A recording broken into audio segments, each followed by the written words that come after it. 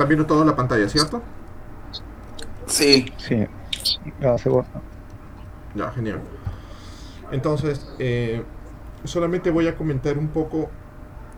Todos estos son conceptos básicos, la primera parte. Y en la parte que viene después de las arquitecturas ya son como que aplicaciones y puede ser un poco más complicados para los que no conocen mucho, ¿no?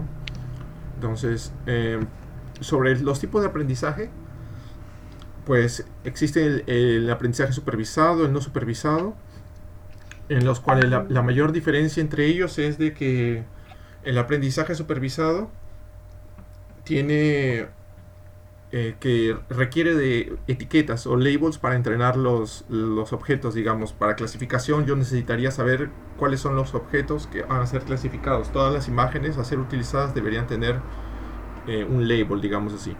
Mientras que en no supervisado solamente se necesita tener las imágenes de entrada o las señales de entrada y no se necesita de ninguna otra información adicional para trabajar con ellas, solo los datos sin previa etiqueta o edición manual. Otras técnicas que son las de Reinforcement Learning, que son las que vamos a hablar más adelante, son en las que se requiere solamente un ambiente virtual y no se necesita ni tipo de dato de entrada ni labels.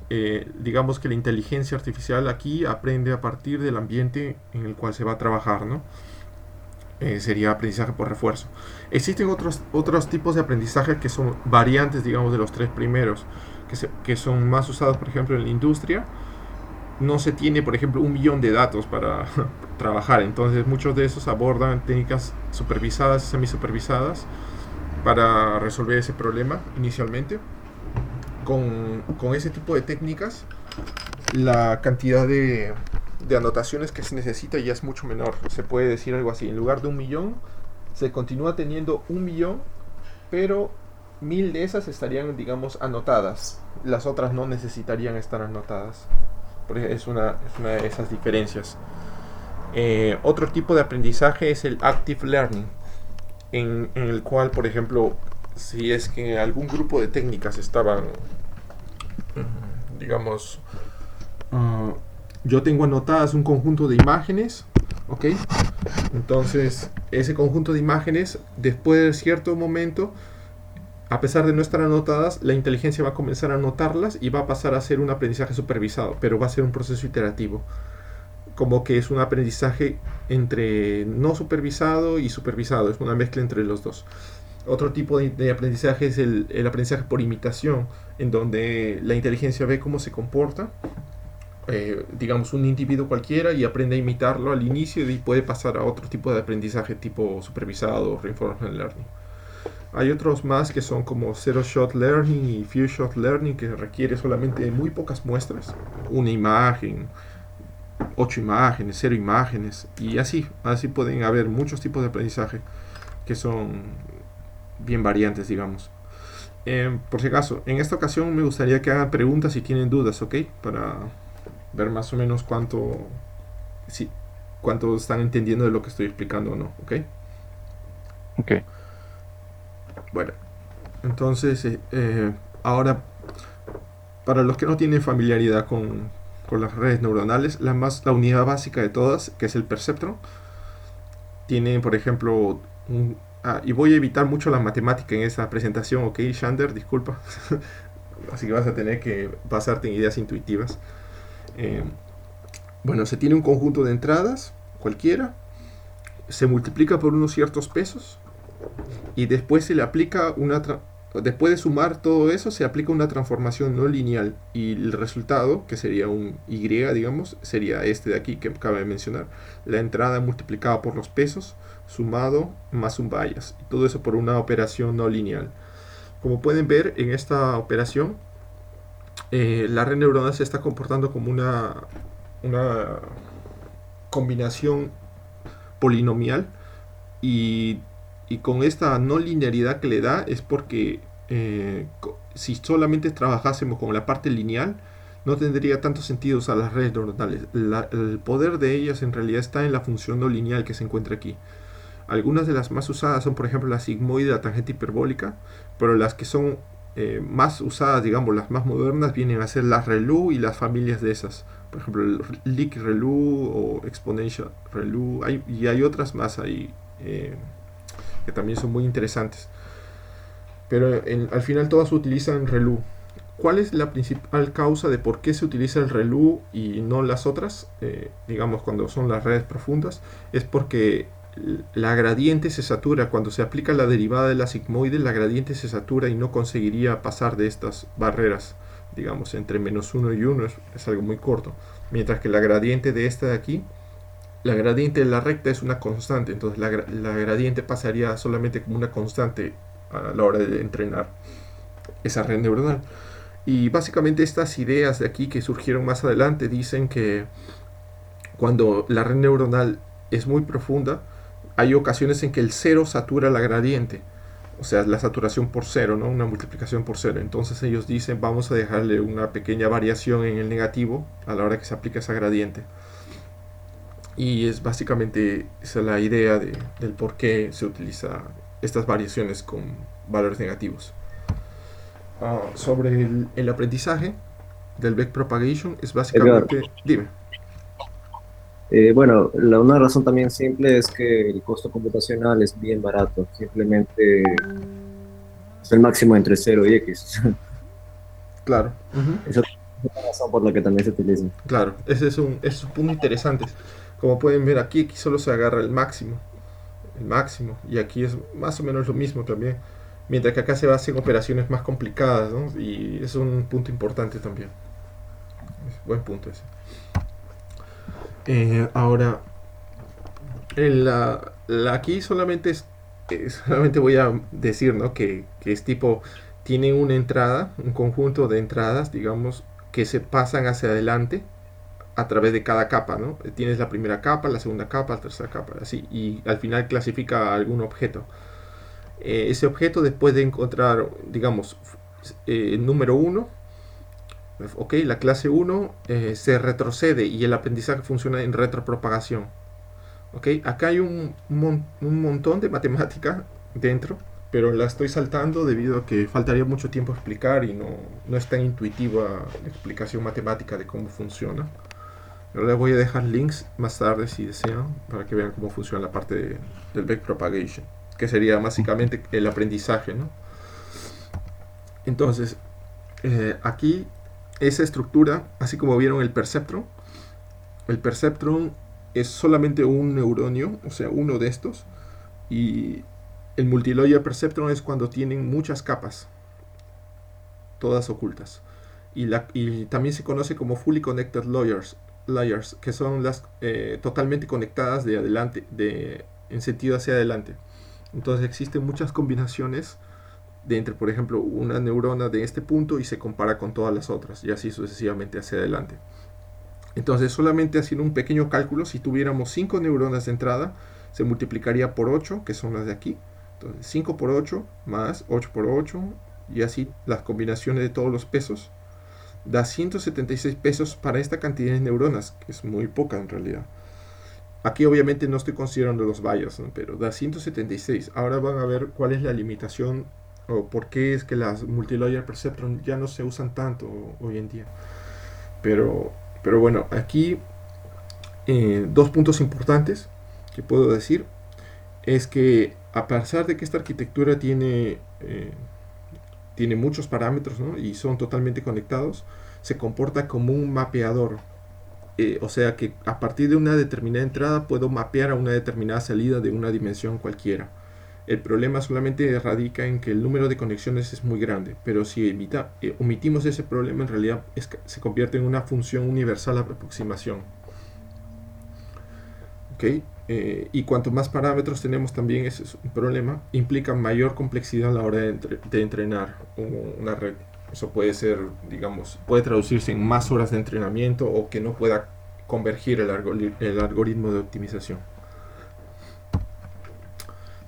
Una de las arquitecturas, digamos, populares es el autoencoder. El autoencoder consiste en, yo tengo un conjunto de neuronas en la entrada o un conjunto de señales de entrada, imágenes de entrada, son mapeadas a una dimensión menor y después son reconstruidas a la dimensión original.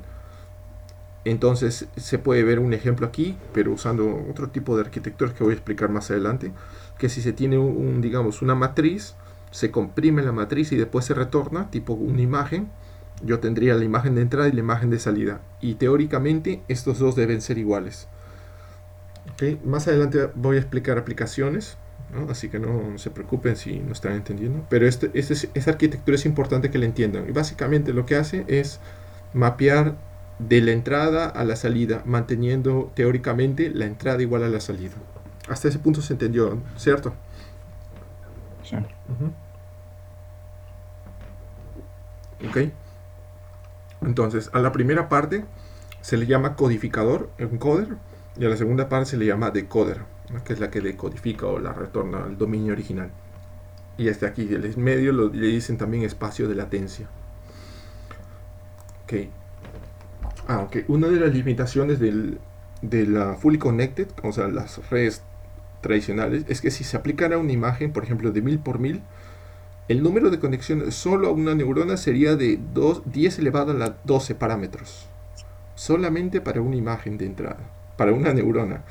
Entonces, si se tuvieran, por ejemplo, unas 64 neuronas aquí, esto sería por 64. Es un número muy absurdo para entrenar.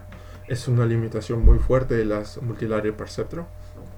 Y es una de las razones por la cual no se usa en visión computacional o procesamiento de imágenes. Ok. Después de tener esto, surgió una idea diciendo, ¿por qué necesitamos conectar todo con todo? Debe existir una mejor forma de resolver este problema. Y inspirado, digamos, en cómo funciona la visión, o la visión de un gato, si no me equivoco, inspirado en un modelo biológico del gato, comenzaron a aparecer algunas redes tipo convolucionales, en cual voy a explicar ahora un poco más detallado, pero antes solamente quería que se familiaricen con operaciones matemáticas que se usan en procesamiento de imágenes. En este caso es una convolución 3x3 sin padding. El padding es agregar, digamos, un contorno adicional para que la salida no tenga una dimensión menor de la entrada. Como pueden ver, es menor, ¿cierto? Entonces, esa es una de las razones. Entonces, este aquí es lo mismo que el anterior, solamente que él agregó un padding, y en este caso la entrada permanece igual a la salida. En cuanto a tamaño, por ejemplo, este verde va a ser igual al tamaño azul, pero lo que se repitió aquí en el borde para operar puede ser ceros, puede repetir el último valor. Es una estrategia de completar, digamos, el borde exterior, porque los bordes generalmente no son importantes en procesamiento de imágenes.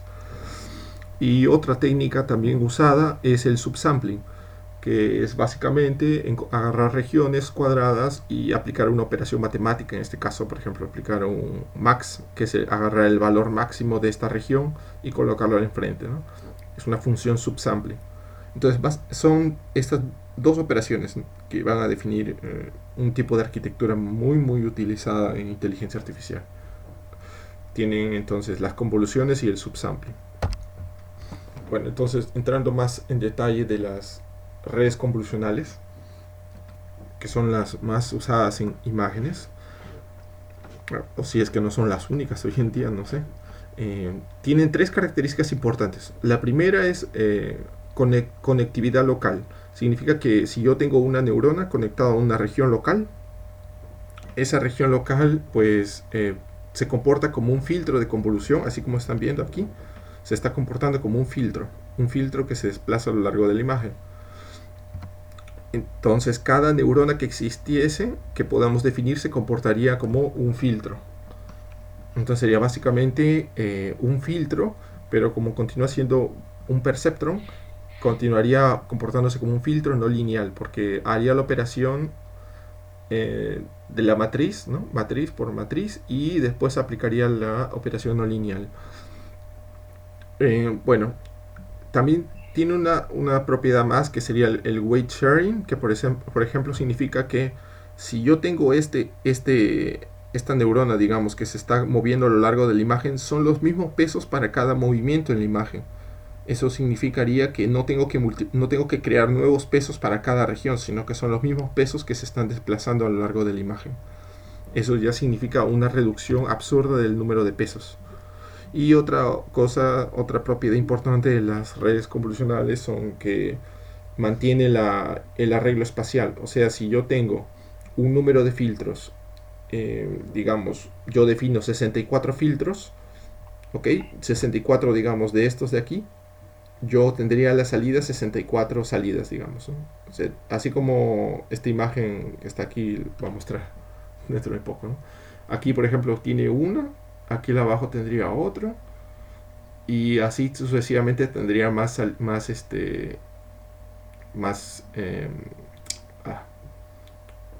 feature maps, ¿no? No sé cómo, o sea, más salidas, ¿no? Pero mantendría, digamos, la estructura dimensional de un cubo. ¿Ok?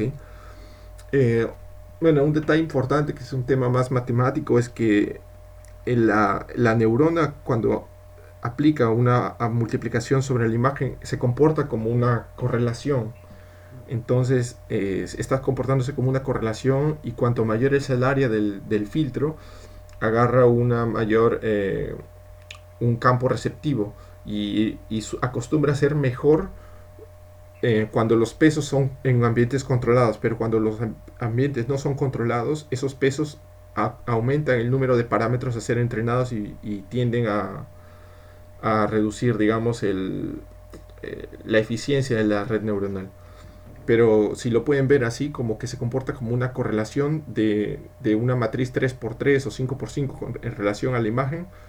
Ese sería un punto matemático de cómo pueden ver también la operación de la red convolucional.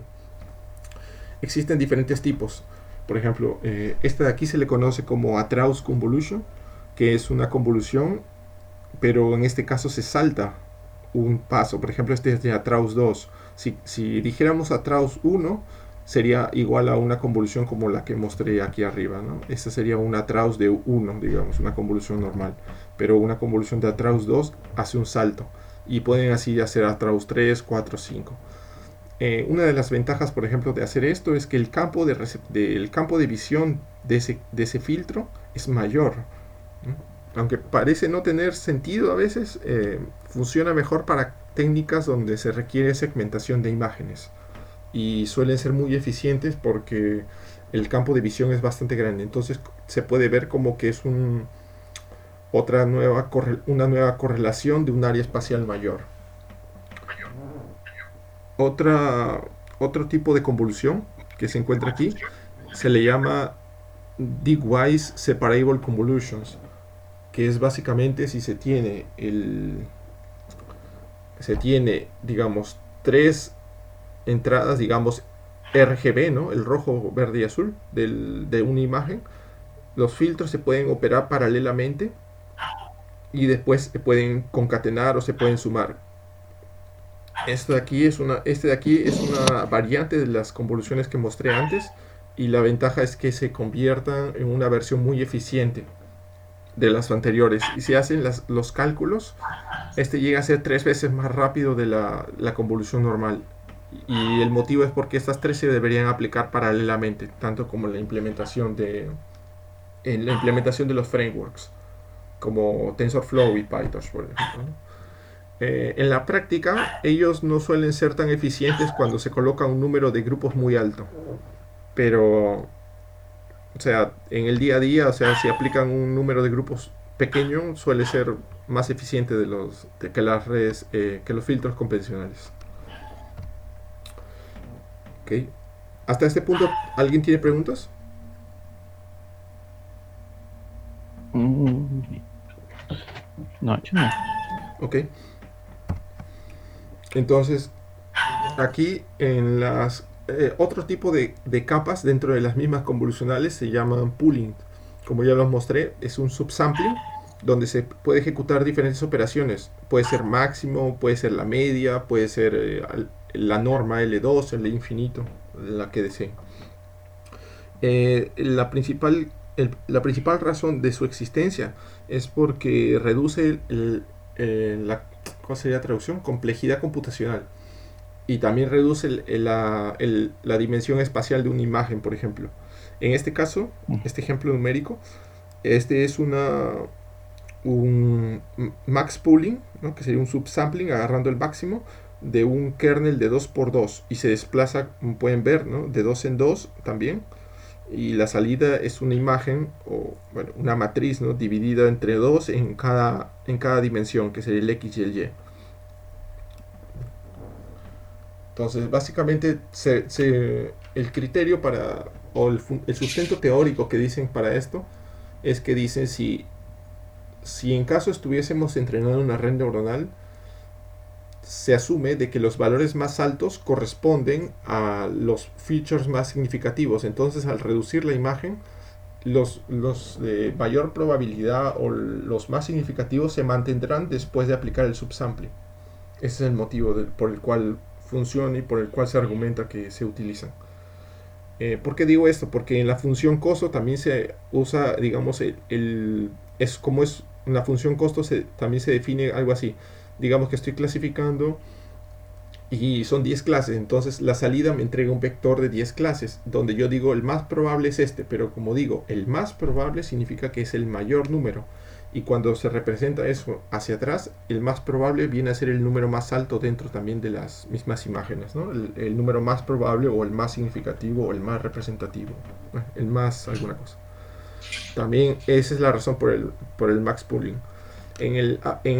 Cuando se agarra la media, digamos, puede ser algo como si, digamos, existe un objeto que ha sido bien representado dentro de una región. Al agarrar la media mantiene las características estadísticas del objeto de entrada. Entonces la media se comporta como un representador estadístico de la entrada, que es algo bastante útil en realidad, y por eso existe un pooling llamado Global Average Pooling, ¿no? Pero eso es, tal vez lo menciono más adelante, pero solamente es una idea de que existe, ¿no? La media también, o el max pooling. Bueno, otro tipo de capas interesantes, así como las convolucionales, se llaman las redes recurrentes. En las imágenes, en las convolucionales, como mencioné aquí, se usan más en imágenes. Y esa es su principal, digamos, ventaja, ¿no? Porque son convoluciones y por esas tres propiedades que mencioné, que son bastante útiles. Pero cuando se trata de señales o información temporal, existen otro tipo de redes. En este caso, el modelo teórico es este de aquí, que en teoría puede ir desde este punto, ¿no? Con una entrada, digamos, por el punto rojo, y esa sería la salida, el azul, y se expandería, digamos así, por cada nueva entrada. La información pasada pasa a la siguiente, al siguiente estado, del siguiente y al siguiente. Entonces se comporta como un análisis de la entrada que está aquí,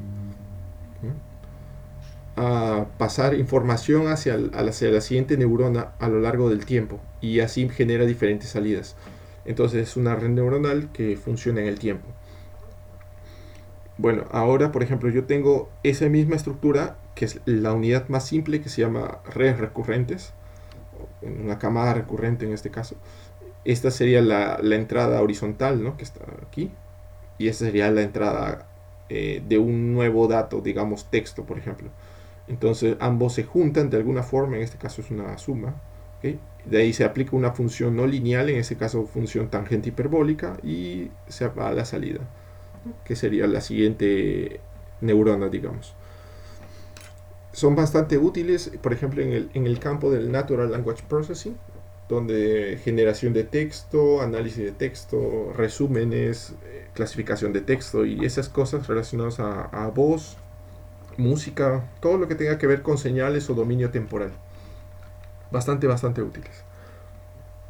Aquí, por ejemplo, aquí solamente se ve, por ejemplo, cómo es la salida de pasa para la siguiente red recurrente, ¿no? A la siguiente neurona recurrente. En teoría, si se percatan, esta se comporta como un perceptron. También, un perceptron que ha juntado una información del lado solamente. Entonces continúa siendo el mismo perceptron que todo el mundo alguna vez ha estudiado en la universidad.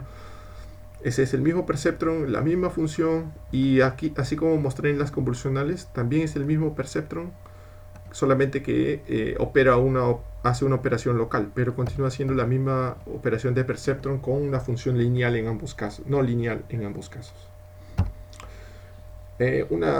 Una red un poco más complicada, digamos, una variación de las redes recurrentes o RNN, que sus motivos de por cuál no son usadas estas es porque la tangente hiperbólica pierde su efecto, como mencioné, ¿no? Limita la gradiente. Entonces, al colocar muchas concatenadas, era una limitación de la misma red. Y entonces surgieron unas ideas, por ejemplo, la LSTM, que significa Long Short Time Memory, es una estructura que mantiene la memoria de un bit, si no me equivoco. Un bit donde tienen entradas de igual forma y se controlan las puertas, los gates, y ejecutan diferentes operaciones. ¿Okay? Y básicamente es lo mismo. Tiene una entrada, tiene dos concatenaciones laterales, ¿no? Pero es lo mismo que la RNN. Así como esta tenía solamente una conexión horizontal y una entrada, ese solamente tiene una entrada y dos conexiones horizontales. Aunque claro, tiene las activaciones de los gates, ¿no? Que sería activar la función la función no lineal dentro o no. De ahí aparecieron unas estructuras un poco más eficientes, digamos, GRU es una estructura más eficiente de la LSTM, pero en principio ejecuta lo mismo, un mapeador no lineal a lo largo del tiempo. ¿Okay? Bueno, aquí solamente están algunas de las ecuaciones que describen el funcionamiento, no las voy a detallar, solamente las puse para que vean que no son cosas que se tengan que una persona preocupar, digamos, en dominar, porque solamente, si se percatan, solamente son ecuaciones de álgebra lineal, multiplicaciones, sumas y una función no lineal que puede ser tangente hiperbólica, puede ser sigmoide. Entonces, es básicamente operaciones matemáticas sencillas, y si utilizan frameworks, ya todo lo tienen listo. Eso se llama fácilmente con una sola línea, ya viene implementado, así que no se implementa de cero eso. ¿Hasta aquí alguna pregunta?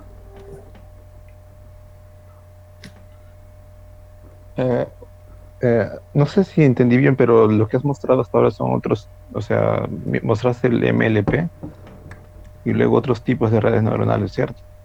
Claro, Que se usan, que son más comunes. exacto. Primero mostré el MLP, el autoencoder, después el CNN y el RNN. Eso es lo que he mostrado hasta ahora. Las arquitecturas más comunes. Pero los estoy mostrando como individuos, no unidos formando alguna estructura. Eso es más adelante. ¿Sí? Vale. Sí. La idea es solamente que entiendan cómo funcionan más o menos, una idea intuitiva, para que cuando ustedes lean no se asusten o vean que no es algo tan complicado, porque a veces uno viene a esas ecuaciones, uno se puede preocupar, ¿no? Diciendo es muy avanzado, pero en realidad no lo es. El problema no es entenderlas, el problema es entrenarlas. Ese es un problema muy difícil realmente. Pero en principio, si algo está listo, un código está listo en internet, solo copiar, pegar y funciona. ¿Ok? Edgar, Claro. Dime.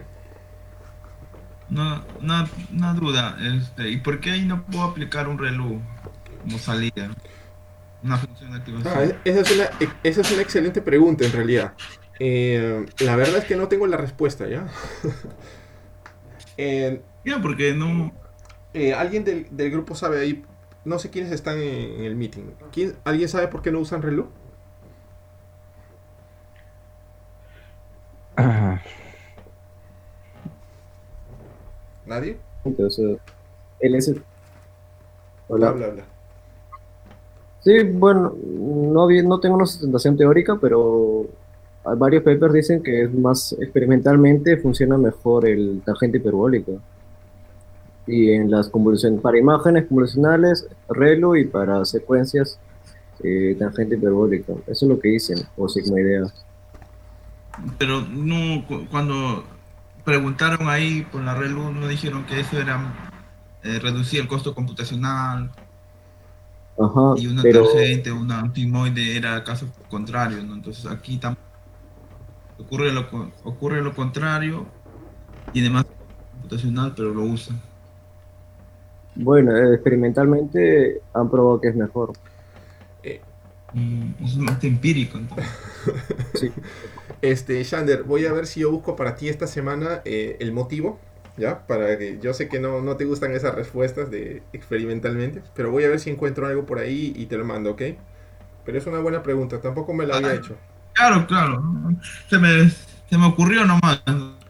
Sí, te Pero entiendo, te entiendo. ya más ahí vamos a buscar. No, pero es una buena pregunta, porque es algo que tampoco me había preguntado, así que es una excelente pregunta. Yo eso justo lo había encontrado también en algún paper y eso es lo que justificaban. Tampoco justificaban tan matemáticamente. No matemáticamente, pero, o sea, cuando ellos dicen empíricamente, también ellos justifican el motivo después de haber hecho el experimento. O sea, ellos dicen, tangente hiperbólica funciona mejor. ¿Por qué? Explican. O dicen, nosotros argumentamos alguna cosa. Siempre ponen algo así en los papers. No siempre, a veces lo ponen como que ya se asume. Bueno, No, depende. claro, O a veces hacen un testeo.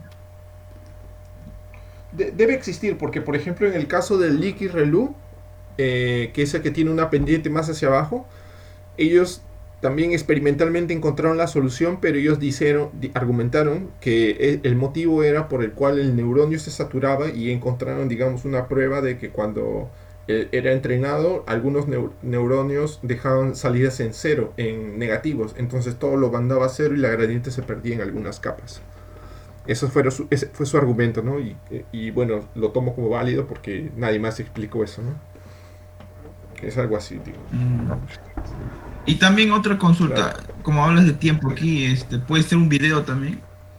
Claro, eso es algo que voy a presentar más adelante. En realidad, estas redes se usan para todo lo que sea secuencia temporal. Puede ser video, porque es secuencia temporal, puede ser señales, puede ser muchas cosas que sea temporal, que corresponde a tiempo, ¿no?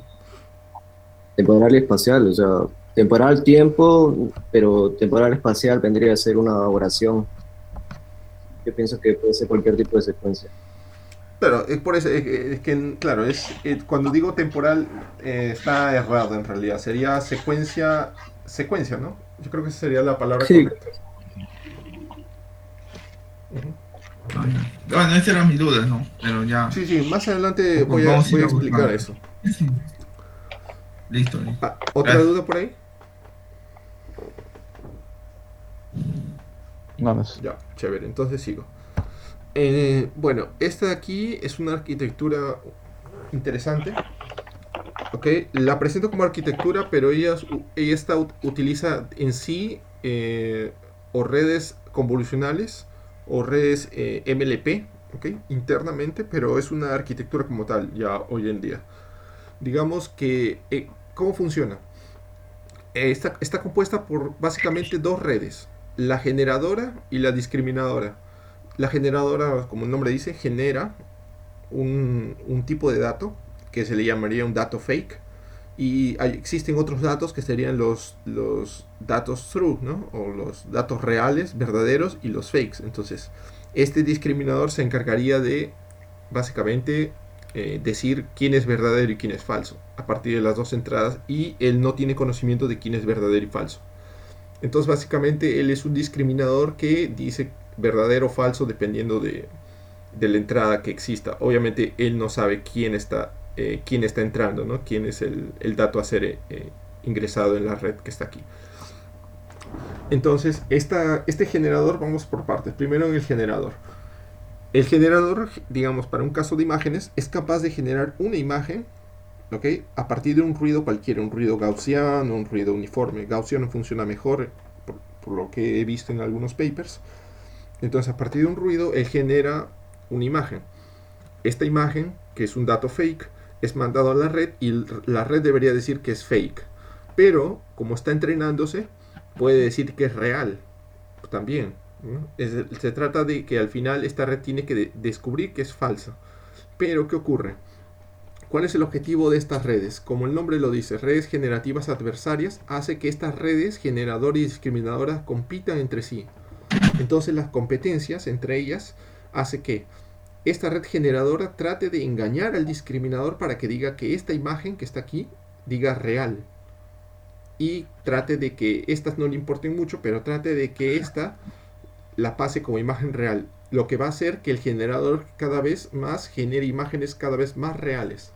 Y más reales, tanto así que el discriminador se confunda y al final decida de que estas son las imágenes verdaderas. Entonces, básicamente este discriminador al final no va a servir de nada, pero el generador habrá generado imágenes tan reales que el discriminador no va a saber que realmente lo que realmente es real o no. Digamos, no sé la traducción, pero sería como fooled. Sería algo así como engañado, ¿no? Engañaron al discriminador para que diga que estas imágenes son verdaderas, cuando en realidad no lo son. ¿Alguna duda ahí? Yo tengo Claro.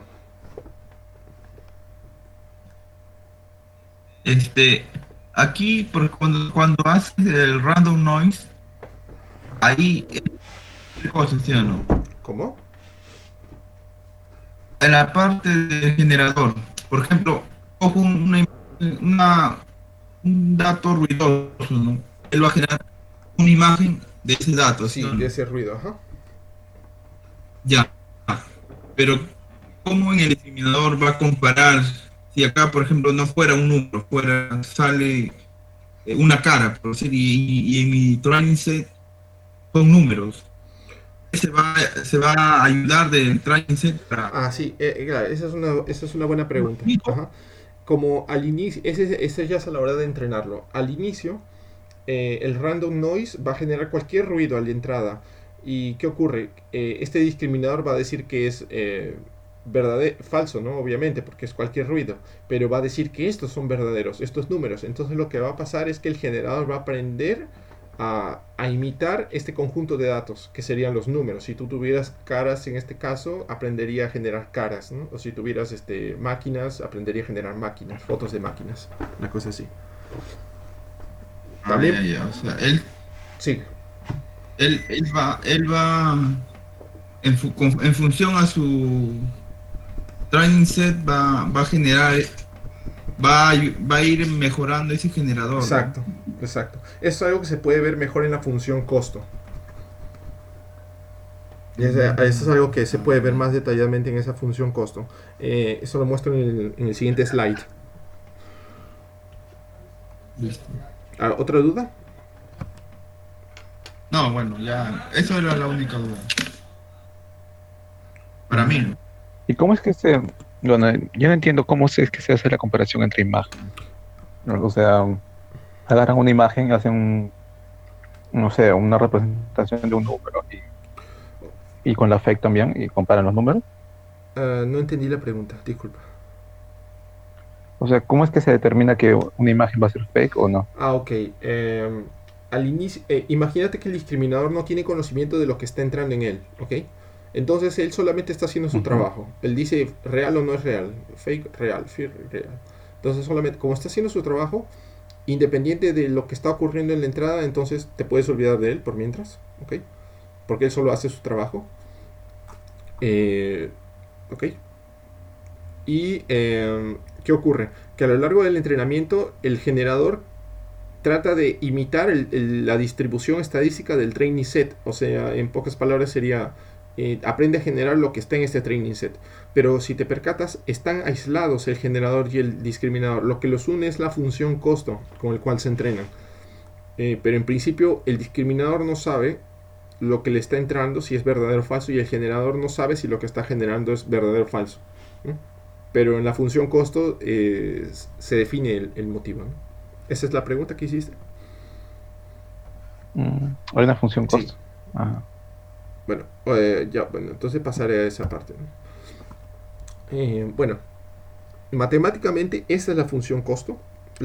Hoy en día no se usa porque es muy inestable para determinados casos, pero da para explicar el concepto de cómo funciona, porque en realidad las versiones siguientes se basan en este principio. Es una técnica de minimax game, de machine learning, del área de inteligencia artificial, ¿okay? La sacaron de ahí los que se inspiraron.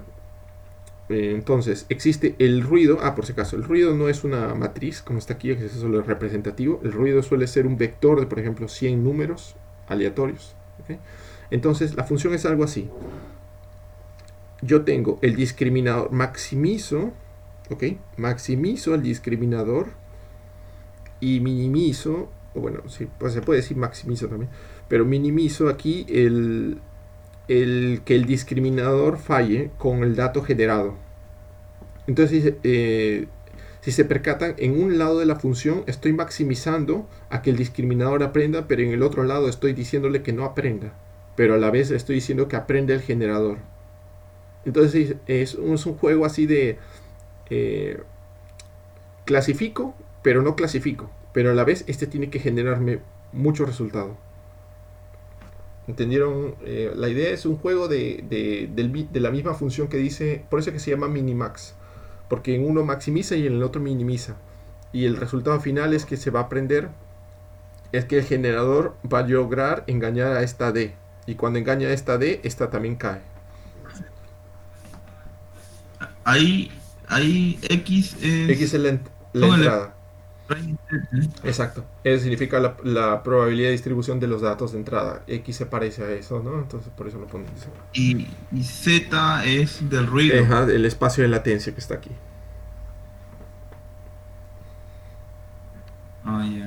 Ya. Y es la esperanza, miren, ¿no? La esperanza de que... Claro, pone la esperanza porque la media es así como el mean square error, agarra la media, ¿no? Me olvidé la traducción. Agarra la media del error cuadrático, acá también agarra la media. Ahora como pueden ver en esta primera ecuación, aquí solamente habla del discriminador.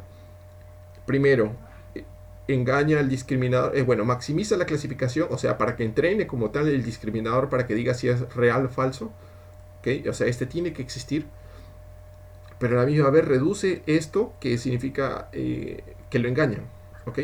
Disculpen, reduce, pero está en la negativa, ¿no? Entonces maximiza el engaño, entonces maximiza el entrenamiento y maximiza el engaño, pero a la vez aquí estoy maximizando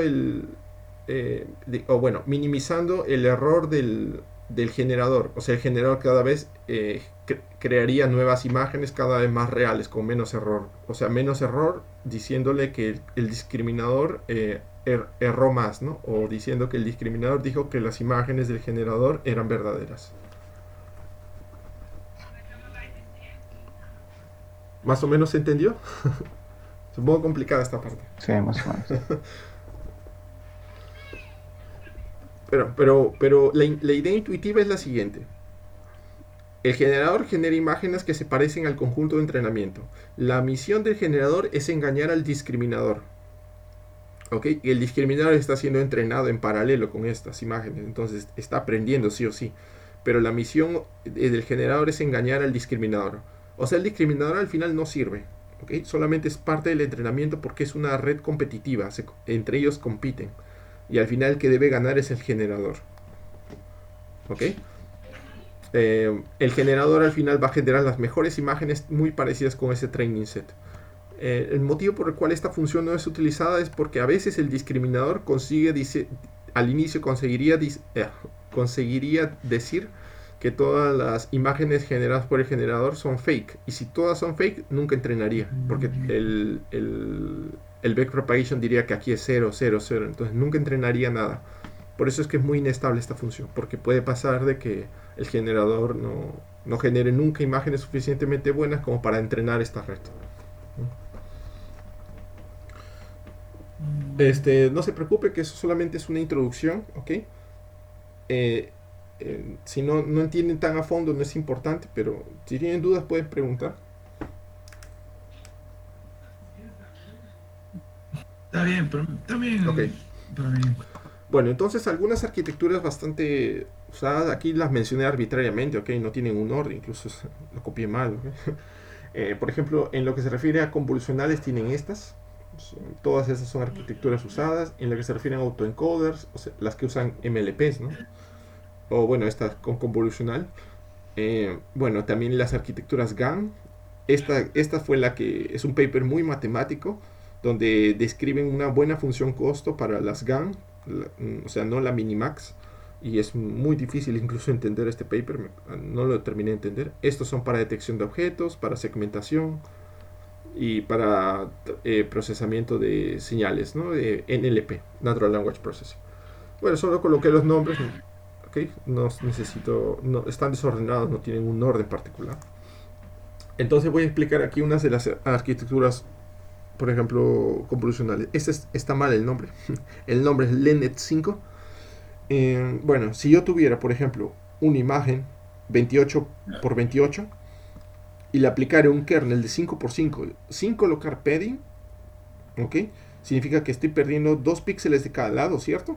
Porque estoy convolucionando un kernel aquí en el borde, ¿cierto? Y la salida desde el medio para acá. Entonces estoy perdiendo 2 píxeles de cada lado. Y estoy aplicando, digamos, 20 filtros. Quedaría de esta manera. De ahí estoy aplicando un max pooling 2x2. O sea, el tamaño de 24 por 24 se reduce a 12 por 12. Y manteniendo el mismo número de filtros, como pueden ver. De ahí se reduce nuevamente, disculpen, aplica una convolución de 5 por 5, pero se pierde 2 de cada lado, ¿no? Por el mismo kernel, y queda 8 por 8. Y aquí solamente coloqué, ¿no? 50 filtros de este filtro, de esta capa convolucional. Y nuevamente un max pooling que dividió entre 2 y queda 4 por 4 con el mismo número de feature maps, ¿no? Número de filtros. Después el flatten es solamente agruparlos, ¿no? Que sería, si no me equivoco, 50 por 4 por 4 unidades. Ok, este sería un fully connected comparado con todos los que están al frente. Y estas serían las clases. Básicamente esta sería una estructura convolucional que funcionaría con imágenes, ¿no? De tipo RGB de 28 por 28. Ahora que lo veo, no es ni el LeNet. En ese caso es una imagen a colores, ¿no? Porque tiene 3 canales. En este caso es una imagen a colores. Ya. Ahora ahí tengo unas cuantas dudas. Por ejemplo, cuando yo defino los filtros, los kernels, esos kernels se entrenan, esos pesos son aleatorios inicialmente, ¿no? Ya. Y cuando ahí cojo cada feature, cada elemento o cada de los 20 features, cada uno tiene una característica diferente. Así ¿no? es. Cada uno aprendió, digamos, los pesos están aquí, ¿ya? Por si acaso, en el cuadradito chiquito. Estos sería la salida de aplicar el kernel, que serían los pesos, multiplicando la imagen. Así es.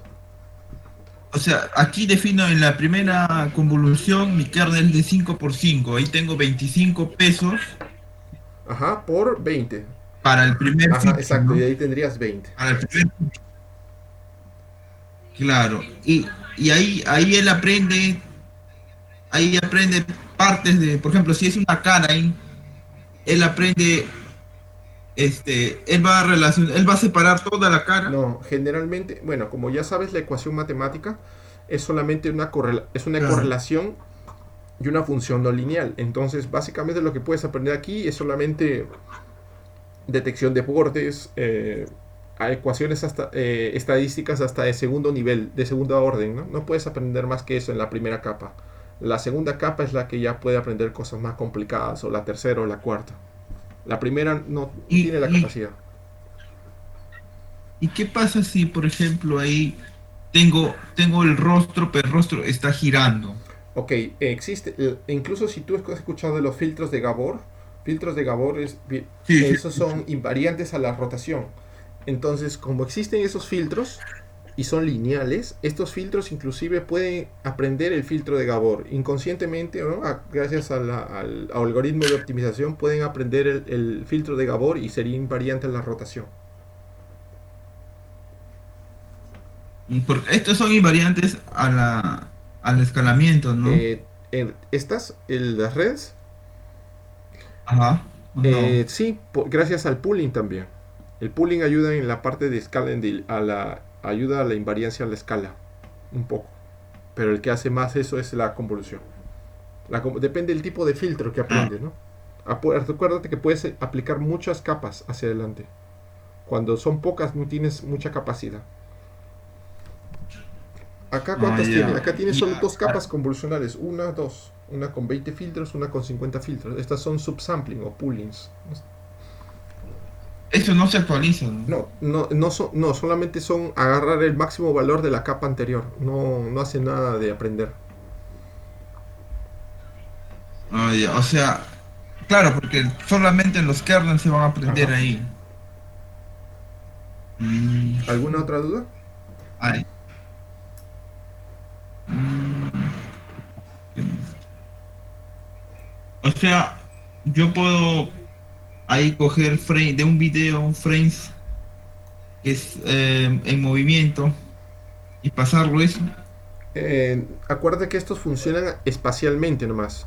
Solamente tienes una imagen de entrada y esa imagen es la que te va a clasificar. Una imagen.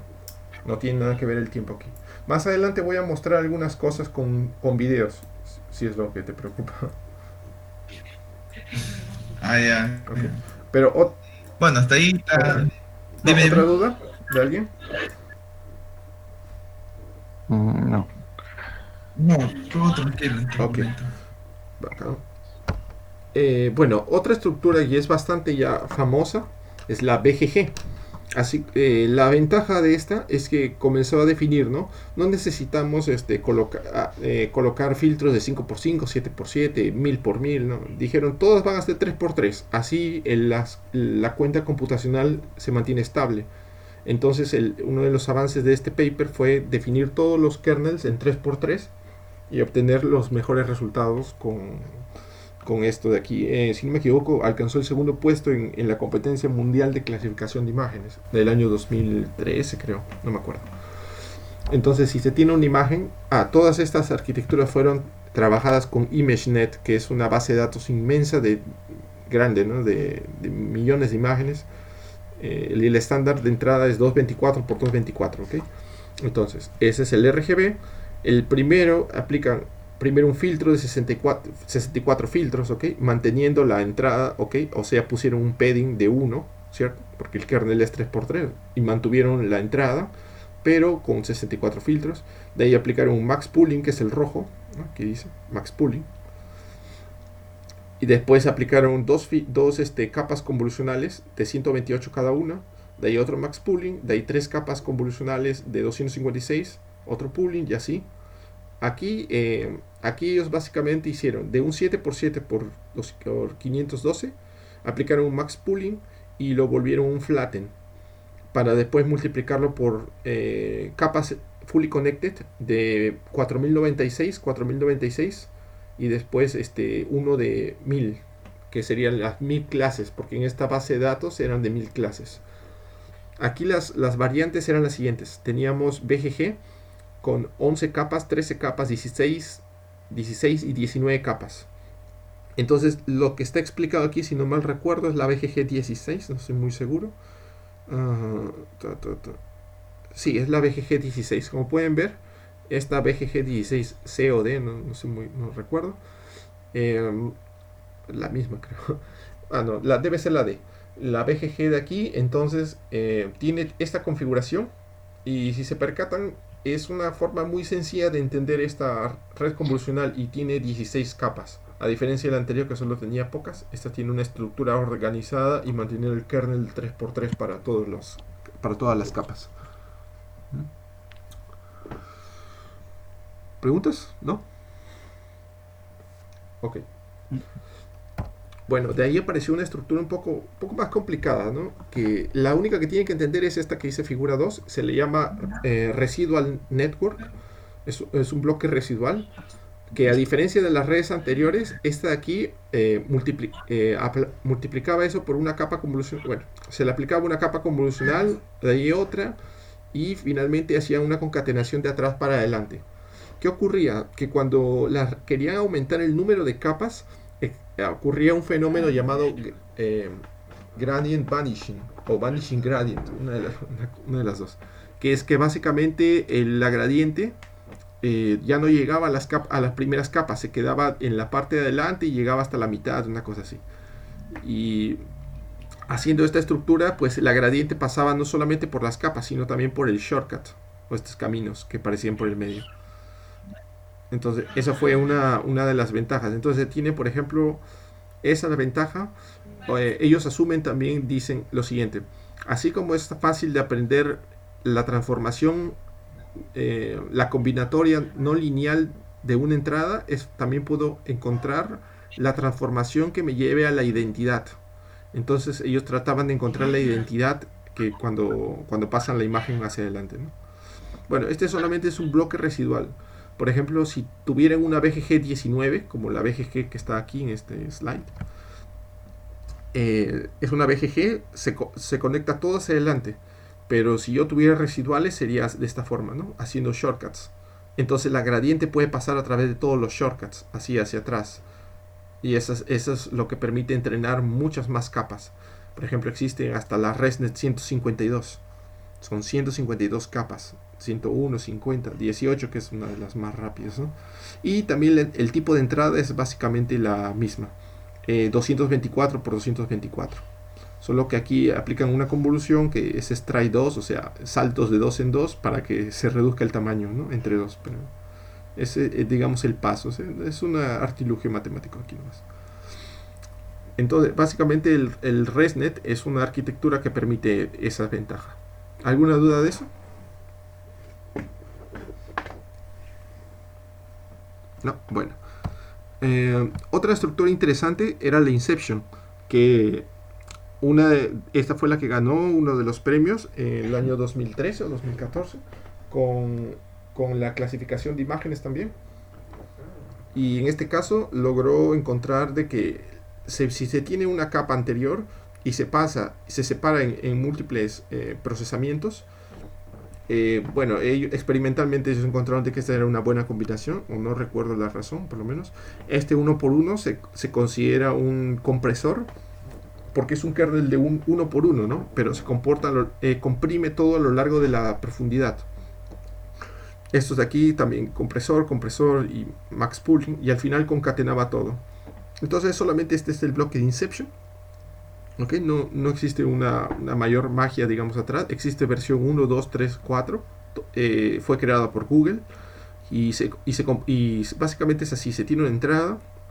Y acá comienzan a existir los bloques Inception. Y están colocados en el medio de la misma arquitectura. Son bloques bastante interesantes. Y son bastante usados también hoy en día. Acá no salió muy bien. Este de aquí se llama DenseNet, ¿no? Solamente les estoy dando una idea. Se tiene unas entradas, ¿ok? Y estas se conectan hacia adelante con capas convolucionales, hacia adelante, y se salta también, haciendo los shortcuts del ResNet. Una de las ventajas de este es que podía incrementarse aún más el número de capas y era mucho más robusta a entrenar mejor las características. Aquí se tiene, por ejemplo, un bloque denso, pero los bloques densos van hacia adelante y todos van conectados hacia adelante.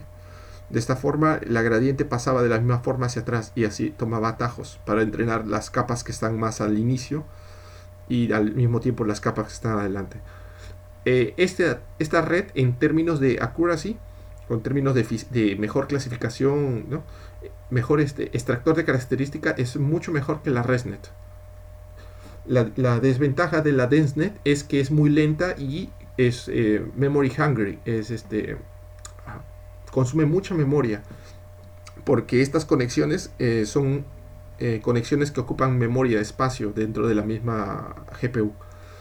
Entonces se tienen demasiadas conexiones y es demasiado, digamos, consume mucha memoria, pero la ventaja es que se gana, ¿no? en performance de la misma estructura. Entonces existen ciertas soluciones que son mezclas de los dos, ¿no? Entre una y la otra. ¿Alguna duda? Sí, yo tengo una duda. A la hora de realizar los pesos y se hace la distinción entre las capas continuas y las que vienen de otras. No te escuché, se entrecortó tu voz. ¿O soy No, solo yo o soy solo yo o es Shander? ¿Me escuchas? Se escucha, se escucha. Bueno, a la hora de actualizar los pesos, update, ¿cómo ahí se sabe los pesos que vienen de una camada y de las otras siguientes, ¿no? Porque va alimentando a la siguiente, y hasta la siguiente, creo, por bloques, ¿no? Creo que es tu conexión. ¿La mía, la mía o la de Shander? Shander, La creo. de- No, porque no la entendí muy bien. Sí. ¿Me escuchaste? No, no. ¿No me escuchas? O sea, se entrecorta, no te escucho bien.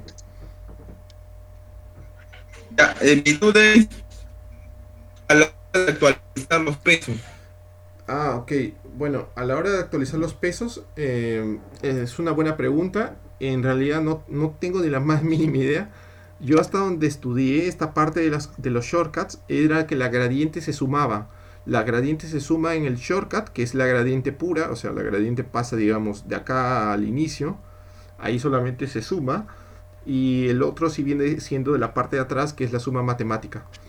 La desventaja, digamos, de hacer eso es que al inicio, por esta red es un poco más lenta, ¿no? Entrenando, es que esta red aprende primero, como va directamente conectada hacia adelante, la gradiente que está aquí adelante tiene mucha más fuerza que la gradiente que viene propagándose desde atrás, que por ejemplo podría ser esta verde que llega hasta aquí y luego se propaga dos capas hacia atrás, pero esta gradiente que está aquí, que viene directa, es más fuerte al inicio, ¿no? Entonces es una suma de todas las gradientes que se van acumulando hacia atrás, pero las de atrás, las capas primeras, vienen a ser al inicio más lentas.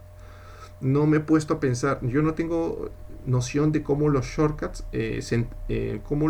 afectan al entrenamiento. O sea, hasta la BGG yo tengo idea de cómo la gradiente funciona, porque este es un solo sentido, pero a partir de la residual ya comencé a tener problemas para hacer el cálculo matemático de las gradientes, que es algo que ayuda mucho a la hora de pensar en estructuras personalizadas de optimización. Pero por ahí va tu pregunta, ¿cierto? Sí, porque yo vi una arquitectura que era casi lo inverso de .NET. Lo que ellos hacían era, botaba una respuesta y hasta que haga la salida el software y empezaba a actualizar del último hacia atrás, se iba actualizando las capas intermedias, ¿no? Hasta que llegue esa capa, los demás ya se actualizaban. Las de la entrada hacia adelante se iban es más o menos actualizando. exacto, es más o menos eso, por eso no tengo mucha noción de cómo funciona eso. Yo vi esa O sea, arquitectura hace es tiempo. importante cuando quieres optimizar la velocidad del entrenamiento. Por ejemplo, ese trabajo que dice Gradient, Synthetical Gradients, Ajá. se supone que ellos creaban gradientes sintéticas para optimizar la velocidad del entrenamiento y lo multiplicaba por 2, por 4, la velocidad del entrenamiento. Pero los shortcuts, en este caso, como decía Trapalia, ¿no? Daña el entrenamiento. Lo empeora, pero lo empeora solo al inicio, porque después funciona. Pero cómo es que ellos lograron llegar a eso, no mostraron eso en el paper, ¿no? Pero incluso existe una red neuronal que crea redes neuronales y encontró que la mejor solución fue una red con conexiones shortcut. Entonces, los shortcuts tienen una ventaja a lo largo del entrenamiento. Al inicio tal vez no, pero... O sea, porque es muy lenta, pero a lo largo del tiempo, después de ciertos entrenamientos, ciertas iteraciones mejora. Entiendo. ¿Otra duda? Bueno, esta era mi duda. ¿No hay más dudas? Ok. Entonces, solamente eso es algo ya aplicado. ¿Cómo es que llaman a esas redes, ¿no? En caso alguien quiera llamar una ResNet, pues solamente se llama así, ¿no? Models e importan, ¿no? Del Torch Vision, que es de PyTorch, Models, ResNet y ya, cargado. Aquí está el modelo ResNet, por ejemplo, ya está. BGG 16, ¿no? Que les expliqué arriba, lo carga con esta línea. Y aquí está la red creada, porque PyTorch ya tiene todas esas redes implementadas. Este es mi favorito, obviamente, ¿no? Toda mi presentación está parcializada hacia visión computacional, pero en principio estas redes ya están listas, ya están prontas, listas, y solamente se cargan fácilmente de esta forma. O sea, no es... Inception está aquí también, ¿no? Inception versión 3, no sé si hay versión 4, ¿no? Pero debe haber. Y ya está. De TensorFlow es más o menos parecido. Existen clasificación de modelos y portada de Keras, el clasificador, y obtienen uno particular de esta manera, ¿no? O sea, solo tienen que definir, como este es un grafo estático, ¿no? Este tiene que ser definido en la entrada, a diferencia de PyTorch que utilizan programación grafo dinámico. Pero en principio es básicamente lo mismo para el REST 18, como se puede ver aquí. Es mi clases, este ya está implícito que es mi clases. Porque esto ya está preentrenado, ¿no? Aquí dice, por ejemplo, weights ImageNet significa que es el cargar el modelo preentrenado, o sea que los pesos ya estarían entrenados. Y aquí igual en todos los casos, los pesos ya están entrenados cuando los están cargando allá. ¿Ok? Ahí, Edgar, las imágenes deben tener una cierta dimensión, ¿no? No, aquí en TensorFlow tiene que estar definido porque el tamaño porque es un grafo estático, ¿no? Eso es más implementación. Aquí no necesita. Aquí puede ser cualquier tamaño. O sea, puedo poner una imagen grande o pequeña, no hay interés. Para algunas redes sí, pues, ¿no? Es que, por ejemplo, si tú pusieras en la BGG 16 una imagen de diferente tamaño, ¿qué va a ocurrir? Aquí, cuando tú lo ejecutes el pooling, va a tener un tamaño diferente del cual debería ser. O sea, acá no hay problema, porque acá son convoluciones. Pero el problema estaría en las de acá, ¿no? Pero ese problema se resuelve aquí. A partir del Inception y ResNet, ellos utilizan al final un Global Average Pooling, que aplican un pooling global, o sea, todo lo llevan a un solo valor y no importa el tamaño de entrada, ellos funcionan. Porque vi que dicen la mayoría de redes solo cogen imágenes, bueno, cuadradas, y para cada arquitectura se define un tipo de un tamaño eso es algo que específico. se puede discutir más adelante en el grupo, que es, si quieres, que eso es algo de implementación, ¿no? Es más detallado ya. Pero sí se puede, pero la limitación es esta, como te digo, las redes fully connected que están aquí son las limitaciones. Pero si tú las evitas o le pones un global average pooling en el medio, resuelves el problema. Ya no tendrías el problema con el tamaño. ¿Ok? Ya. Bueno, Sí, okay, hasta este punto, ¿otras dudas? Que vamos a entrar a aplicaciones. No, por mi parte no. Ok. Entonces, en aplicaciones, bueno, supongo que la clasificación les queda claro, ¿no? Entonces, partiendo a detección, existe la localización del objeto, que es si miran una pirámide, este es un escalón arriba, porque este no solamente dice qué hay en la imagen, sino dónde está, que sería la detección del objeto, pero también existe cuando son múltiples objetos, ¿ok? De ahí viene lo que es segmentación, es un escalón arriba, un poco más, ¿no? Un siguiente escalón que sería Semantic Segmentation, diciendo qué tipo de objetos son, pero segmentado, clasificado a nivel de píxel. ¿Ok? Entonces acá diría todas esas son ovejas, pero esa es de segmentación semántica. Cuando hablan de Instant Segmentation, ¿ok? Este de aquí vendría a ser separado por diferentes instancias. Sería la segmentación de la clase, pero una instancia diferente significa un objeto diferente. Solamente es un concepto esto de aquí. Entonces aquí, por ejemplo, otras aplicaciones sería, yo tengo el gato, yo tengo la detección, diciendo dónde está el gato y el skate, ¿no? Digamos. Y a partir de ahí puedo decir captioning, que sería lo que el gato está diciendo, que sería secuencia, digamos, esta parte secuencial. Por ejemplo, acá usaría las LSTM, ¿no? Y también podría decir un dense captioning, que sería lo que cada objeto que estoy detectando tiene una descripción particular, ¿no? Entonces podría tener diferentes objetos, que sería dense captioning, sería como una descripción detallada de cada objeto, no solamente global de la imagen, ¿no? Solamente son unas aplicaciones para que vean, digamos, que se pueden mezclar entre ellas, ¿no?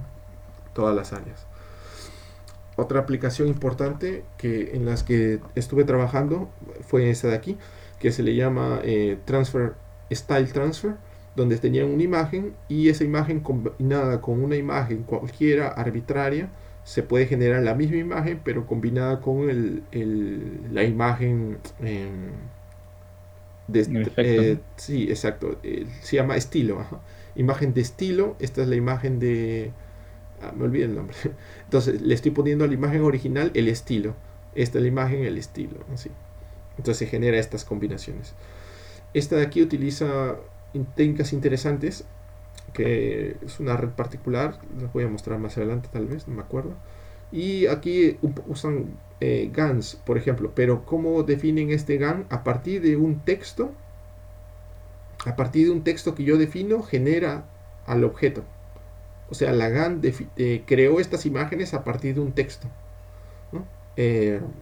Básicamente así como funciona esta aplicación de aquí. Yo no he trabajado en esta, solo he leído un poco el paper. Yo puedo definir un texto, dice el ave tal, tiene alas amarillas y un cuerpo, bueno, características grises, ¿no? Y un pico pequeño, y va a generar estas imágenes hechas por el GAN, ¿no? La arquitectura GAN, y la entrada fue texto. Okay. Otra aplicación interesante, por ejemplo, en el área de NLP, es que se tiene un artículo, y se puede clasificar estos artículos de texto en clases: clase de tecnología, clase de deporte, clase de entretenimiento. Otra aplicación es que si se tiene un documento, se puede generar el summarization, sería resúmenes de textos. Sería una aplicación de NLP. Otra aplicación puede, como mencioné acá, Trace Classification, también puede poner recuperación de información. Uno de los más complicados, que sería la comprensión del texto.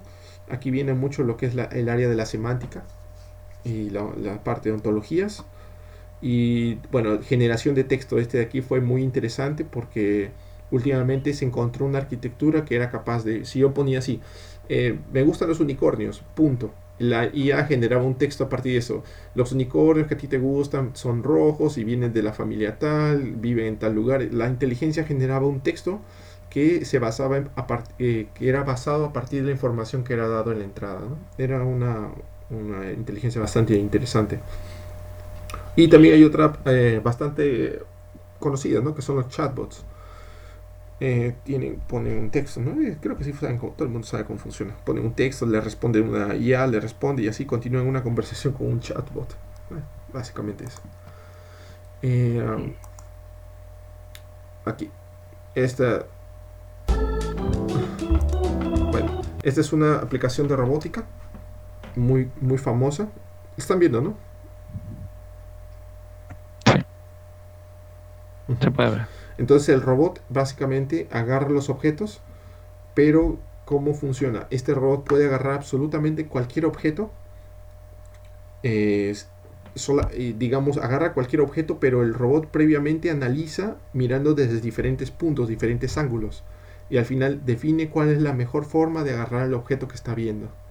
Y puede ser cualquier cosa, absolutamente cualquier cosa.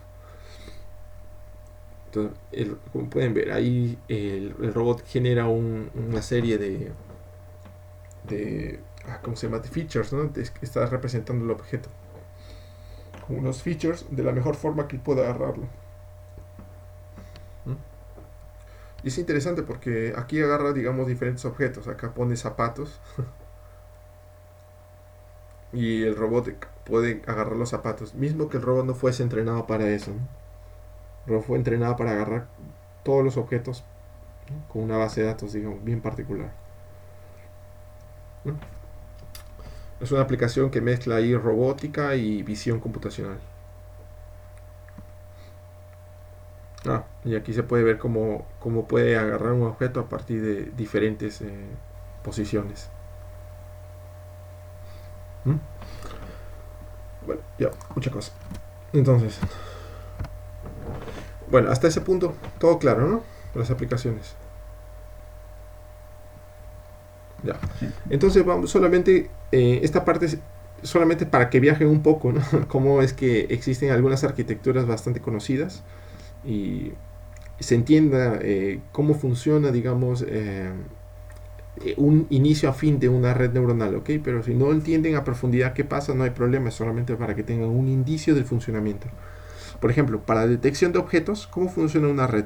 Se tiene una imagen, se aplica un conjunto de capas convolucionales, digamos 5, o la BGG, por ejemplo, y la última capa convolucional tiene un future maps, ¿no? O sea, un mapa de salida a la cual se inyecta otra red que generaría regiones cuadradas, y esta pasaría, digamos, hacia adelante, donde generaría las clases, porque es una red de clasificación. O sea, esta de aquí te generaría las clases mientras que esta aquí te diría dónde están esas clases, ¿no? Y estas de aquí, por ejemplo, funcionarían a partir de cuadrados o regiones cuadradas que pasarían a lo largo de la imagen, ¿no? Así varias veces se desplazarían por este grupo de aquí, ¿no? Es por ejemplo, una idea de cómo pueden hacer un detector de objetos. Esta red se llama Faster RCNN. Es una red antigua, pero es aún usada porque funciona por la facilidad. Es fácil de implementar y todo eso. ¿Okay? O sea, hasta ahí es interesante cómo funciona. Para una red de segmentación, por ejemplo, este es un autoencoder, pero usando redes convolucionales. Si yo tengo una imagen de entrada y le aplico, digamos, los bloques azules son convolucional, Bayes Normalization, que es algo que me salté, que debería haber puesto, pero me salté, que básicamente normaliza la imagen, ¿ok? Normaliza si los puntos estuviesen muy alejados, los píxeles tuviesen valores muy altos o algo así, normaliza todo entre 0 y 1. Entonces normaliza y convoluciona a la vez, ¿no? Y se ponen en todas las capas en los medios, porque ¿qué ocurre? El Bayes Normalization reduce un problema estadístico, se le llama desplazamiento de la covarianza, un tema estadístico ahí un poco más avanzado, pero básicamente hace eso. Bueno, entonces se tiene un convolutional autoencoder donde la imagen se va reduciendo y luego la recuperan, pero también hay shortcuts que van de acá hacia allá, ¿no? En este caso la finalidad no es minimizar la gradiente en este caso, aunque ayuda, claro, a resolver el problema de gradient vanishing gradient, pero aquí la finalidad es de que el feature que está aquí o las características que están aquí las pasen al otro lado para que la imagen de salida pueda mantener estructura espacial de esta, porque aquí ¿qué ocurre? Está demasiado reducida. Si yo quisiera recuperar la información adelante, esta imagen es demasiado pequeña. Entonces ¿qué ocurre? Me ayudo con las que están en su máxima resolución. Entonces es básicamente una ayuda. Esto al final genera un mapa amarillo que es el clasificador, pero clasificador a nivel de píxel, y generaría un segmentador, ¿no? Por ejemplo, es una estructura de convolutional autoencoder con los poolings, ¿no? Ahí, y los upsampling, ¿no? Los pooling hacia arriba, pooling se dice, que básicamente multiplica por 2, ¿no? En lugar de reducir entre 2, se multiplica por 2 la dimensión espacial. Esta de aquí, por ejemplo, es otro paper en el cual trabajé durante la maestría, es Video Object Segmentation. Bueno, aquí tienen un conjunto de frames. Yo puedo designar un guía visual, ¿ok? Pero bueno, yo tengo un frame a segmentar, digamos, va a pasar por las capas convolucionales y todo eso, ¿no? Para segmentar el objeto.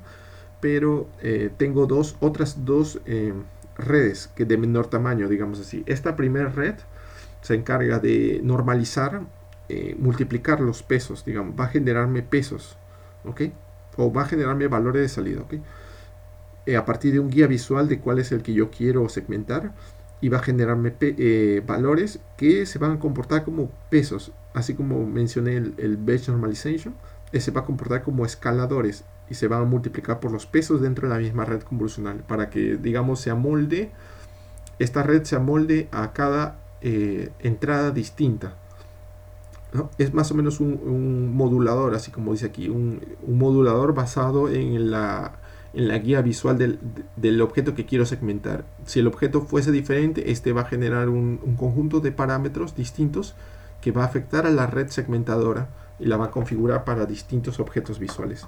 Mientras que por otra parte, el Spatial Guide se modela a través de gaussianas para que digamos que siga el objeto, ¿no? Del frame pasado, y genera otro tipo de pesos, un Spatial Modulator, y genera otro tipo de pesos que va a sumar a los pesos que estaban aquí. Entonces juntos todos esos se comportarían como un segmentador que va variando espacialmente y visualmente a lo largo de los frames en el video para tener una segmentación de video. En este caso no se usaron redes recurrentes, ¿no? Pero, o sea, no es que siempre se van a usar, pero esta es una aplicación de un paper que, bueno, se ganó el segundo premio, primer puesto creo, de una competencia de videos de YouTube, que es una base de datos de segmentación de objetos de YouTube. Ok. Si alguien tiene dudas, una pregunta rápida, puede preguntarme. No hay problema. Ay, yo tengo una duda. Bueno, ahí en la tercera parte ahí comparas su distribución, ¿no? ¿Cuál tercera parte? Aquí en detección de objetos de video. Segmentación. Ajá, ahí. Ahí en la Fase tercera. Modulator.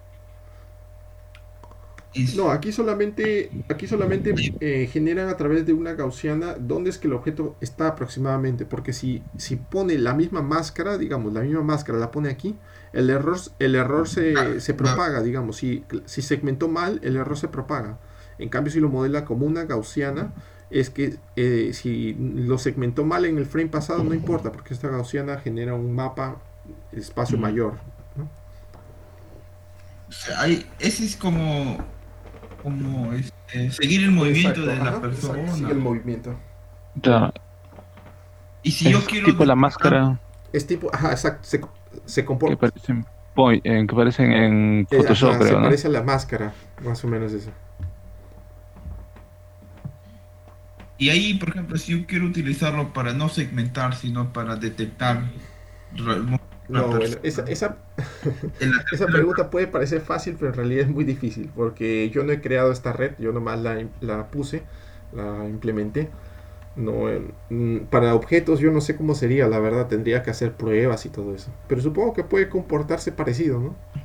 Yo creo que hasta puede ser Claro, más porque fácil. la tercera sería saber las Ujú, posiciones, ¿no?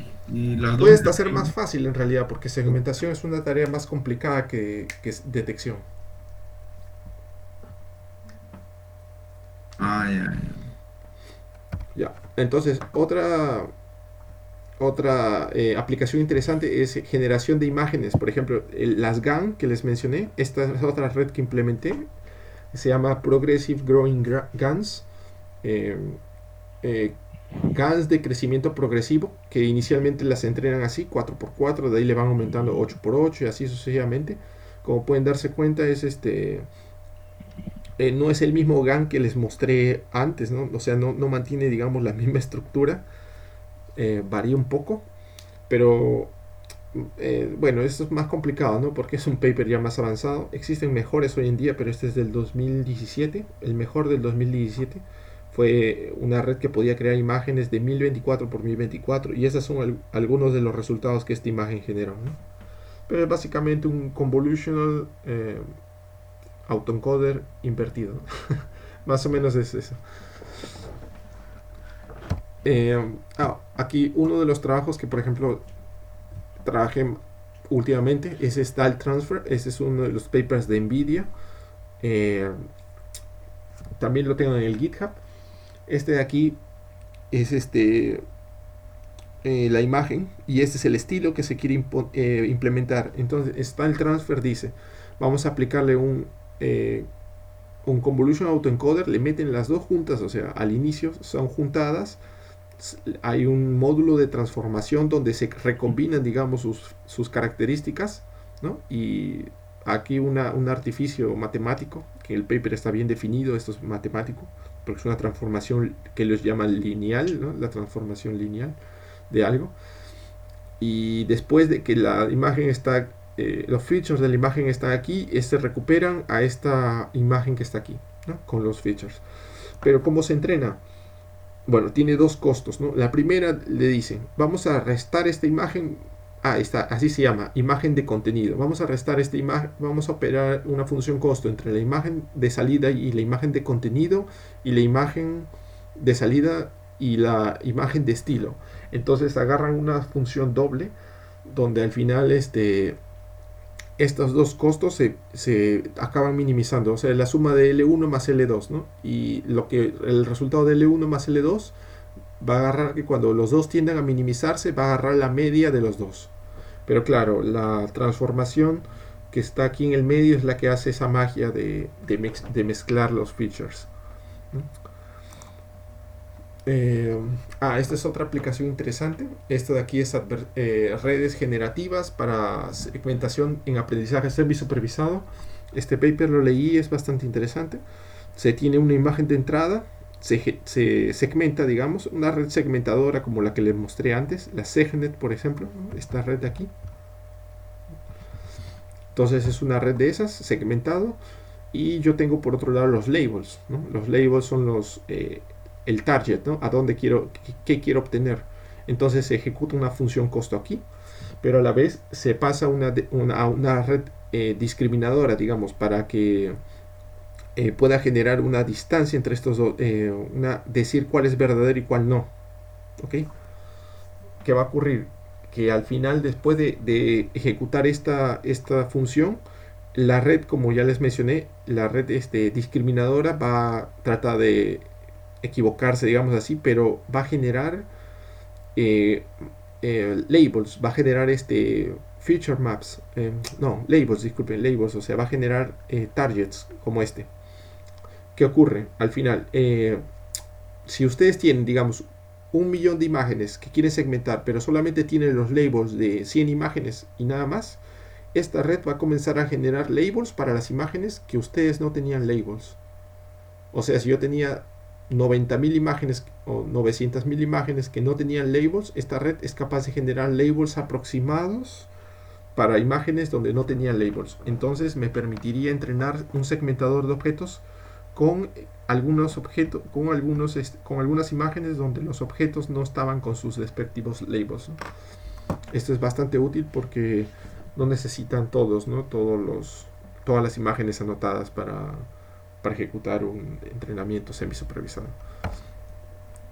Este aquí sí es uno que sí trabajé un poco más, que es básicamente la misma idea. Si yo tengo el objeto de entrada, que las imágenes de entrada, yo tengo image label, diciendo el nombre de los objetos que están presentes, digamos, caballo, pájaro, una cosa así. Solo colocar el nombre. Por otro lado tengo el objeto como tal,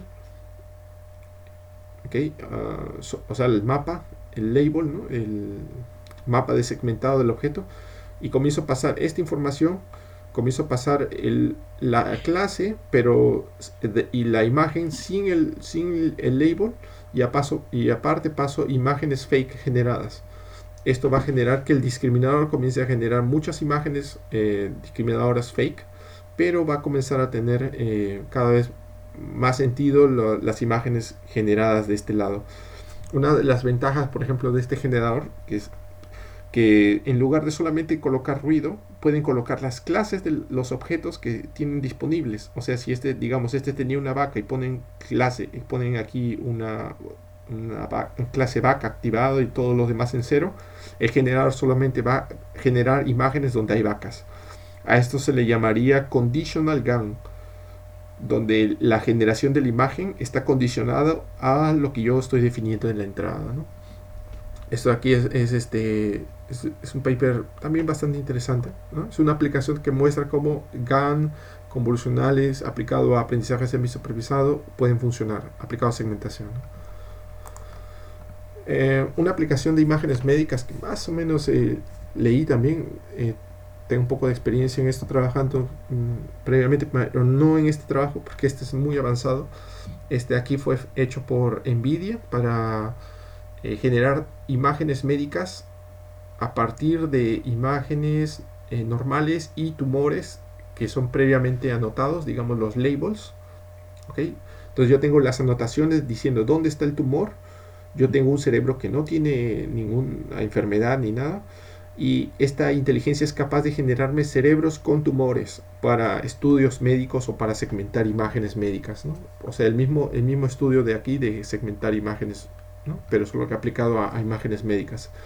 Este paper de NVIDIA lo que hace básicamente es aplica una imagen y comienza a hacer un merge, que era combina la imagen con la imagen del tumor para que al final genere muchas imágenes variantes de la imagen de entrada. Y uno de los problemas en el área médica es que no puedes decir cuál era la persona que tenía el tumor. Eso es, digamos, delito. Entonces, esta inteligencia, aparte de generar imágenes arbitrarias, es capaz de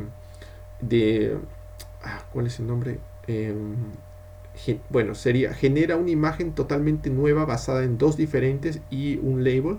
Entonces este cerebro no le pertenecería a nadie, ¿no? Entonces, como no le pertenece a nadie, es algo como anonimiza las nuevas imágenes. Entonces las nuevas imágenes generadas, aparte de ser muy realísticas para estudios de medicina o segmentación de imágenes, anonimiza las imágenes originales de entrada, donde sí habían personas que realmente tenían tumores, pero aquí en este lado ya no existiría ese cerebro realmente en el mundo real, ¿no? Una aplicación muy interesante, el paper es de este año, si no me equivoco, o 2018, cuanto mucho. No tengo mucho conocimiento del funcionamiento de este paper, pero es una idea bastante interesante que quise poner. Ese es otro bastante interesante, ya debieron haberlo visto, se llama Deepfake. El principio de funcionamiento es básicamente el siguiente. Yo tengo ¿cómo se llama? Los labels, pero en este caso son key points, ¿no? O gestos. El nombre es landmarks, no sé la traducción al español. Marcas de algo. Entonces son los objetos, son las marcas de labels, ¿ok?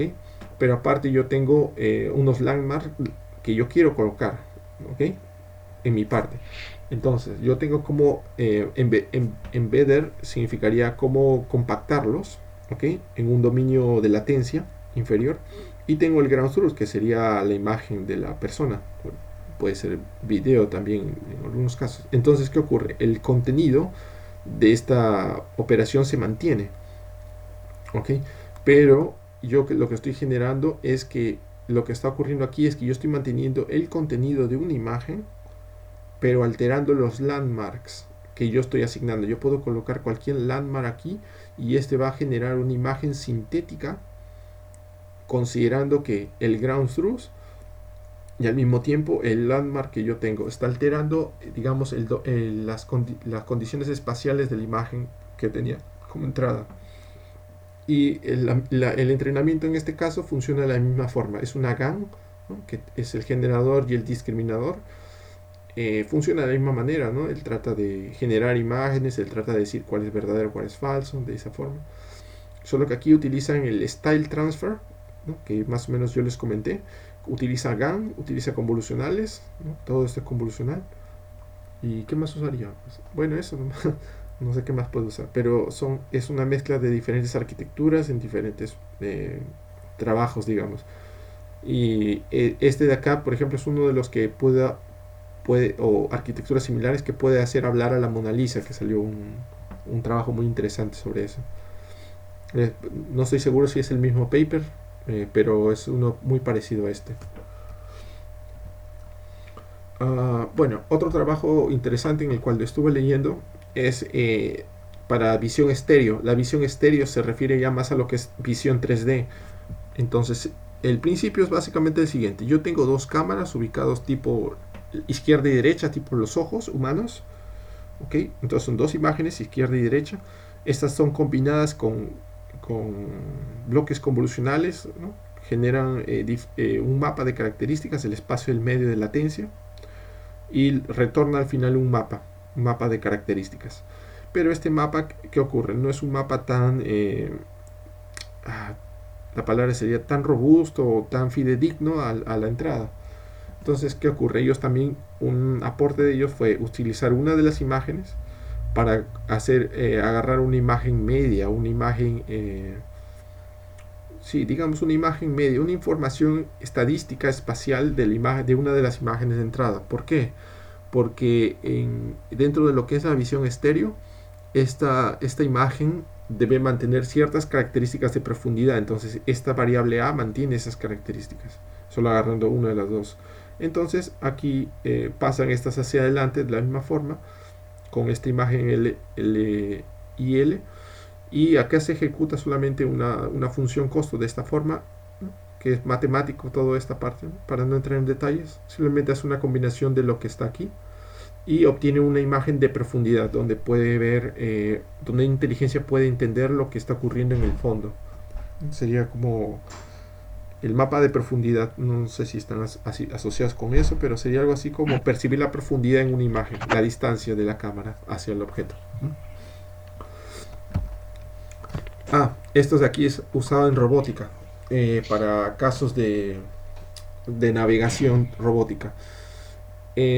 Bueno, supongamos que la decisión a ser tomada es el 3, ¿ok? Esas son las decisiones que el robot toma, digamos, rotar a la izquierda o rotar a la derecha, es una acción determinada. Entonces yo tengo diferentes imágenes de entrada, se aplican diferentes redes como ResNet 50, cada una se concatenan, así sucesivamente, y al final se obtiene esto. Esto de aquí se ejecuta en un ambiente virtual, ¿no? Donde el ambiente virtual va a retornar un reward, un premio si acertó o no acertó, y este va a comenzar a retroceder. Eso es algo que vamos a detallar más en la presentación que voy a hacer con Carlos de acá 2 semanas, creo, que es toda la parte de robótica y la parte de reinforcement learning, porque, o sea, esta inteligencia se colocaría en un ambiente y no existe, digamos, una función matemática con los labels o sin labels. No existe eso aquí. Es dejar a la inteligencia en un ambiente y la inteligencia busca la mejor manera de optimizar el proceso al cual se le asigne la función costo. Bueno, acá es otra idea básicamente, pero esta de acá sí es básicamente basada en curiosidad, pero es la misma idea. Convolucionales, lo reduce en un espacio de latencia embebido, ¿no? De ahí genera memory buffer, o sea, va guardando esas informaciones aquí, por ejemplo, luego lo van poniendo con redes neuronales, que no recuerdo, esas eran MLPs, creo, Multilayer Perceptron, y así sucesivamente hasta obtener un resultado. Pero aquí obviamente combinaron convolucionales, perceptron, reinforcement learning, guardaron los buffers a lo largo del tiempo. Y aquí dejo algunas referencias, menos en las aplicaciones que son papers y por ahí pueden buscar. Pero estas son las referencias que pueden agarrar y leer más adelante y les va a dar una mejor idea. ¿Alguna pregunta?